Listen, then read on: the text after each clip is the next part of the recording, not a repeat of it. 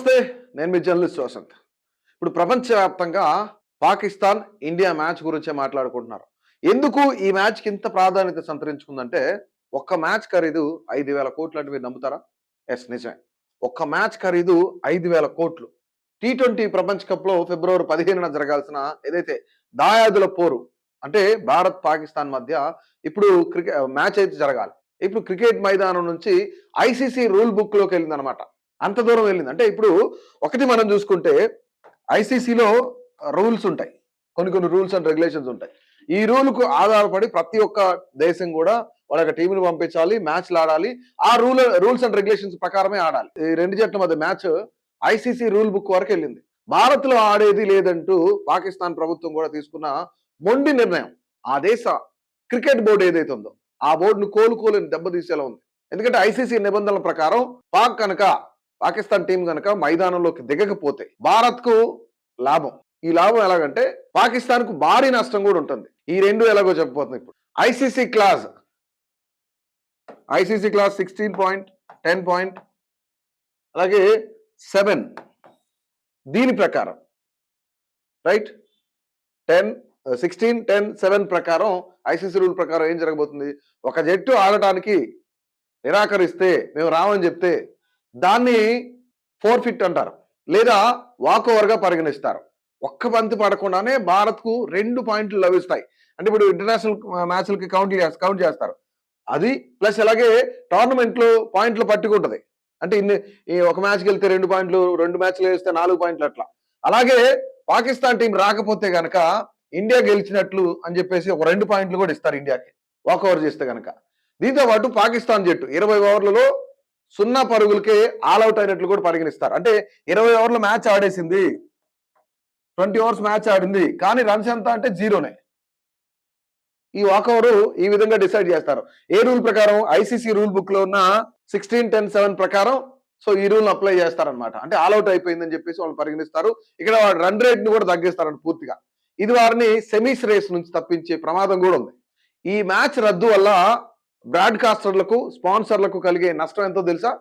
సుమారుగా, అంటే for example చెప్తున్నా నేను, సుమారుగా 4,500 కోట్ల రూపాయలట.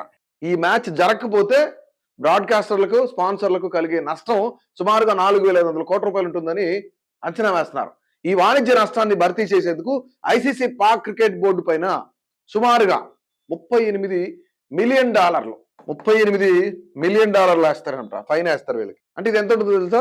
లెక్కేసుకుంటే 320 కోట్ల రూపాయలు ఫైన్ వేస్తారు వీళ్ళకి. తెలిసే ఛాన్స్. అక్కడ నుంచి 500 కోట్లకు కూడా వెళ్ళే అవకాశం ఉంది. పాకిస్తాన్ క్రికెట్ బోర్డుకు వచ్చే సుమారుగా వార్షిక ఆదాయం ఎంత తెలుసా? దాంట్లో $34.5 మిలియన్. ఈ $1 మిలియన్ కోత పడుతుంది. ఇందులో దాదాపుగా 70 నుంచి 80% కోత విధిస్తారంట. పాకిస్తాన్ సూపర్ లీగ్ ఏదైతే ఉందో, అంటే పిఎస్ఎల్ ఏదైతే ఆ పిఎస్ఎల్ లీగ్ జరిగిందో పాకిస్తాన్ లో, అది ఆడేందుకు విదేశీ ఆటగాళ్ళు ఎవరైనా వస్తే వాళ్ళకి ఎన్ఓసీలను కూడా ఐసీసీ నిలిపివేస్తుంది అనమాట. అంటే మీ పాకిస్తాన్ వెళ్ళి ఆడటానికి నో అబ్జెక్షన్ లెటర్ ఒకటి ఉంటుంది, ఎన్ఓసీ ఒకటి ఉంటుంది. సో వీళ్ళంతా కూడాను ఫస్ట్ ఐసీసీ దగ్గర నుంచి లెటర్ తీసుకోవాలి. ఏంటి, మేము పాకిస్తాన్ లో ఆడుతున్నాం, నేను ఆ దేశ ఆటగాన్ని, నన్ను వేలంలో ఇంతకు తీసుకున్నారు, ఈ టోర్నమెంట్ లో పార్టిసిపేట్ చేయడానికి నేను పలానా దేశం నుంచి పలానా దేశం వెళ్తున్నాను, నాకు ఎన్ఓసీ కావాలని చెప్పేసి ప్రతి ప్లేయర్ ఎన్ఓసీ తీసుకుంటారు. బట్ ఈ ఎన్ఓసీని కూడా ఏదైతే Pakistan premier league, super league ఏదైతే జరుగుతుందో పిఎస్ఎల్, అందులో ఆడే ఆటగాళ్ళందరికీ కూడా ఈ ఎన్ఓసీని కూడా ఆపేస్తారంట. రైట్. ఇక్కడ ఇతర బోర్డులు ఏవైతున్నాయో, ఇతర బోర్డుల నుంచి కూడా, అంటే వేరే క్రికెట్ బోర్డులు, వేరే దేశాల క్రికెట్ బోర్డుల పైన కూడా ఒత్తిడి తెచ్చే ఛాన్స్ ఉందట, వీళ్ళకి ఎన్ఓసీలు నిలిపోయామని చెప్పేసి. పాకిస్తాన్ కెప్టెన్ సల్మాన్ అలియా ఈ విషయం పైన స్పందిస్తూ, ప్రభుత్వ నిర్ణయాన్ని మేము కాదనలేము, మా దేశ ప్రభుత్వం ఈ నిర్ణయం తీసుకుంది, మేము దీన్ని కాదనలేము, ఆటగాళ్ళుగా మా చేతుల్లో ఏం లేదు అని కొంత నిస్సహాయంగా వ్యక్తం చేశాడట. మరోవైపు భారత్ మాత్రం సేఫ్ జోన్ లో ఉందని చెప్పుకోవాలి. భారత్ టీం షెడ్యూల్ ప్రకారం కొలంబో చేరుకొని ప్రాక్టీస్ సెషన్ లో పాల్గొంటుంది. ఇక్కడ పాల్గొనబోతుంది అనమాట త్వరలోనే. అయితే టాస్ సమయానికి టీమిండియా మైదానంలో ఉండి పాకిస్తాన్ రాకపోతే అంపైర్లు అధికారికంగా భారత్ ను విజేతగా ప్రకటిస్తారు. అయితే పాకిస్తాన్ గనుక ఈ వైఖరిని వేడకపోతే వచ్చే ఏడాది జరగాల్సిన ఛాంపియన్స్ ట్రోఫీ ఏదైతే ఉందో, అది కూడా ఐసీసీదే కాబట్టి, సో ఛాంపియన్స్ ట్రోఫీ ఏదైతే ఉందో ఆ ఛాంపియన్స్ ట్రోఫీకి సంబంధించి కూడా వాళ్ళని ఆపేస్తారని చెప్తున్నారు. అయితే ఆ ట్రోఫీ ఆతిథ్య హక్కులు ఏవైతున్నాయో వాటిని కూడా రద్దు చేసే దిశగా ఐసీసీ అనేది ఆలోచిస్తా ఉందంట. అంతేకాకుండా పాకిస్తాన్ ను అంతర్జాతీయ క్రికెట్ నుంచి తాత్కాలికంగా సస్పెండ్ చేసే అధికారం ఎవరికి ఉంటుంది? ఐసీసీకి ఉంటుంది. రైట్. అంతర్జాతీయ క్రికెట్ నుంచి తాత్కాలిక అంటే పర్మనెంట్ గా కాదు, కొంతకాలం సస్పెండ్ చేసే అధికారం ఎవరికి ఉంటుంది? ఐసీసీకి ఉంటుందని చెప్పేసి నాకు అందరూ సమాచారం. సో ఓవరాల్ గా అసలు దేశవ్యాప్తంగా అంటే రెండు దేశాల మధ్య ఉన్న పరిస్థితులు ఏ విధంగా అందరికీ తెలిసిన విషయం. ఇది పక్కన పెడితే ప్రపంచవ్యాప్తంగా క్రికెట్ ప్రేమికులందరూ కూడా ఈ మ్యాచ్ కోసం ఎంత పెద్ద ఎత్తున ఎదురు చూస్తారో అందరికీ తెలిసిన విషయం. దేశంలో ఏ రెండు జట్లు ఆడినా చూడనంత జనం ఈ రెండు జట్లు ఆడితే చూస్తారు. ప్రేక్షకులందరూ కూడా ఈ మ్యాచ్ కోసం ఎదురు చూస్తారు. నువ్వా నేనా అంటుంది. అంటే ఇప్పటి వరకు ఐసీసీ టోర్నమెంట్ లో జరిగిన ప్రతి మ్యాచ్ లో కూడాను ఆల్మోస్ట్ 90% ఇండియానే పైచేయి సాధించింది ప్రతి మ్యాచ్ లోను. ఆసియా కప్ లో అదే జరిగింది, గతంలో టీ20 వరల్డ్ కప్ లో అదే జరిగింది, ముందు వరల్డ్ కప్ లో అదే జరిగింది. సో ఇది ఓవరాల్ గా ఎట్లానే జరుగుతూ వస్తా ఉందన్నమాట.